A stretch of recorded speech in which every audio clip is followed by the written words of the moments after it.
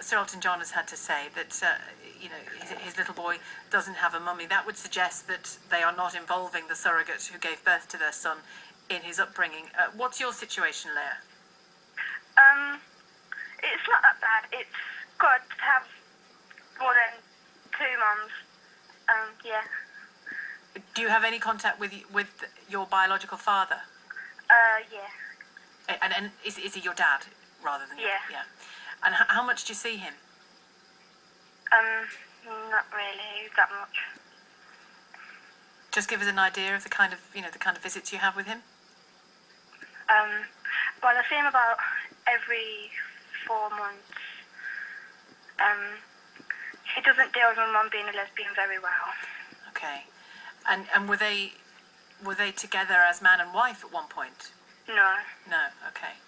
And what about you, Jessie? Well, I do. I go out with my dad a lot. And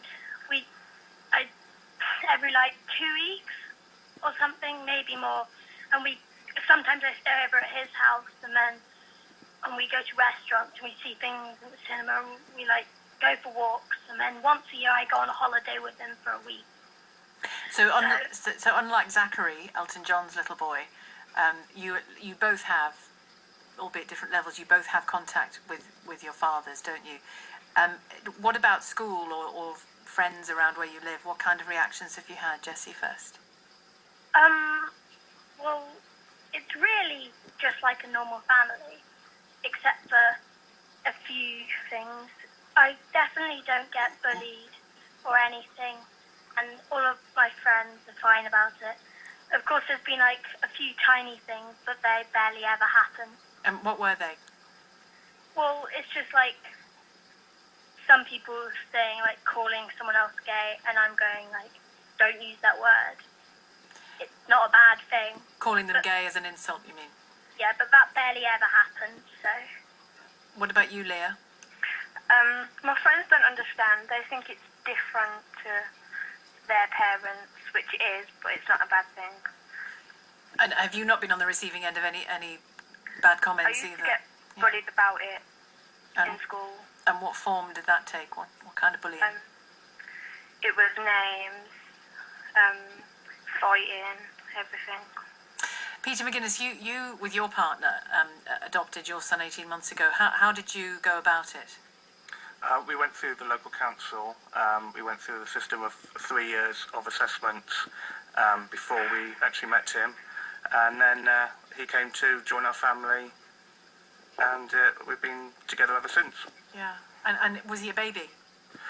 No, he was 5 when he came to us, and he's now 7. Yeah. Any problems from other people? None at all. And I'm a teacher as well, and I see both sides of the coin. And to be honest, children are very protective of their families and each other's families. And because the idea of the traditional family has changed over the years, it's not an issue at all.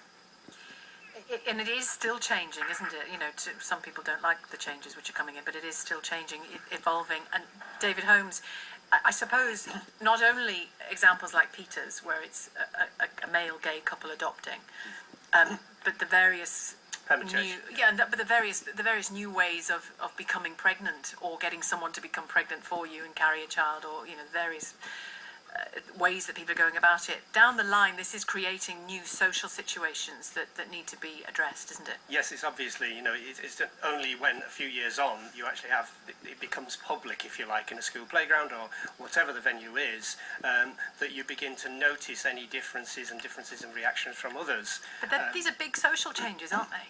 They are, at the background of this and the actual fundamental structure, of society. But to some degree, it's not that different from many, many situations we've had in the past, where you've had families with, say, 13 children, or even, as recently found, 18 children, or families where, sort of you've got the death of the father early on, or something like this, where it's a bit more of a struggle and it's less recognised as well.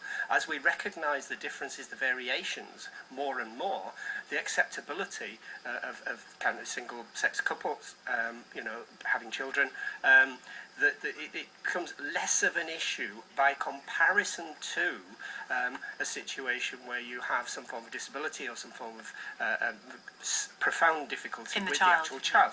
And one of the things when it comes to fear of bullying is that bullying usually or most frequently targets something visible. So the child has to have a stamp on their forehead that says different. I'm different. I'm different. With this kind of issue, the bullying tends to emanate from a situation where you've got somebody who's discovered it, and then you've got a bullying network that spreads it by gossip, and that's when it actually has any kind of like hold. Well, Natalie Drew and her partner Ashling Phillips have joined us as well. Good afternoon to both of you. Good afternoon. Hi there. Hi. You have two children who were born with the help of a sperm donor, and again, just to get a sense of the different families which are growing up these days, how did you go about that? Was it with a friend? Was it through an organisation? We originally signed up with a fertility clinic down in London, who were basically there to help us find a donor that matched our requirements. What were they?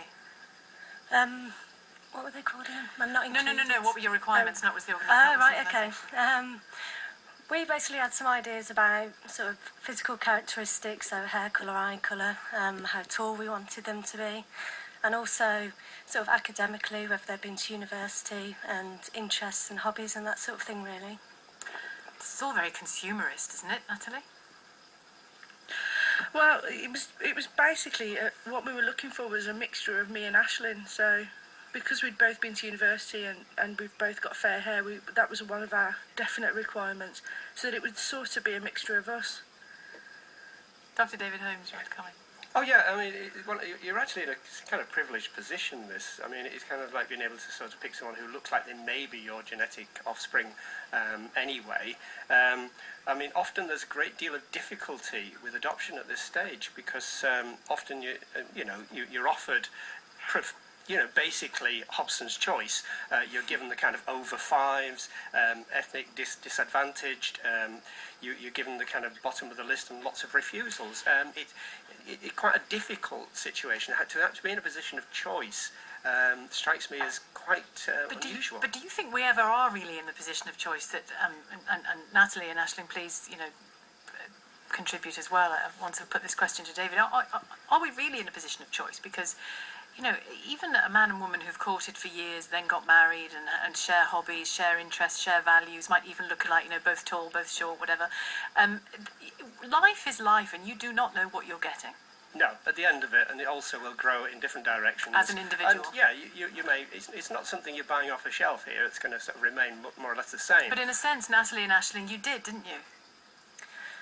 Well, yeah, we just thought if we have the choice, then obviously I think lots of women in our situation think the same, and you try and choose sort of as close to what you really want, I suppose, because we are in that privileged position. And how old are your children now? Our eldest daughter, Gia, is 7, and Kai, our son, is 4. And have you addressed it with them? We've talked about it. They know that they've got Daddy Ben, who helped their mummies to conceive them because we couldn't do it by ourselves, even though we loved each other. So they are aware of who he is on odd occasions. And do you share the same concerns that Elton John has expressed about what they might face? I think this is something we considered in quite a lot of depth before we actually took the step to start our family, and we talked it through. We're both teachers by profession, so we're kind of in a position where we understand bullying and sort of how it can arise. And, Yeah, like Peter as well. Yeah, so from our point of view, we talked about how, regardless of whether there's 2 mums or 2 dads or anything else at home, children will experience some form of bullying at some point. And as long as we're open with our children and we discuss things and we talk it through with them as they arise, then we can prepare them for any issues that might arise as best we can. And does it look like... I mean, Go on, sorry. with Gia now being 7, of course she's asking questions about the biology of it, and with the nature of us having a fertility centre, obviously, sperm donors and things are talked about quite freely. And so when Gia asked the question about sperm and eggs, and we explained the biology to her, so then she had a deeper understanding that, physically we could not have created her without sperm, and that's why it was really important to get it across when she asked the question. And I think as long as she's doing that, then you're on the right track, because, you know, this is the problem that children have when you're not answering the questions or telling them an untruth that would cause fear. problems. And I don't mean to be facetious. I'm just curious how these things turn out. Do they look like they're going to be tall and clever, as you were seeking? There's definitely signs they're going to be quite tall. They definitely haven't got either of our physiques. They're both quite tall and quite slender at the moment. And they both are sort of quite gifted as well. Gianna's very intelligent. She's doing very well at school. And Kai as well is very inquisitive. And so at the moment, but obviously we just want our children to grow up happy. We just wanted to try and give them a little head start, I suppose. Most importantly, much loved by the sounds of it. Yes, definitely. All right, thanks to all of you, Natalie Drew and Ashling Phillips, and thanks to Peter McGuinness and to Leah and Jessie as well. We'll talk more to Dr. David Holmes, criminal psychologist, who's with me in the studio today. It's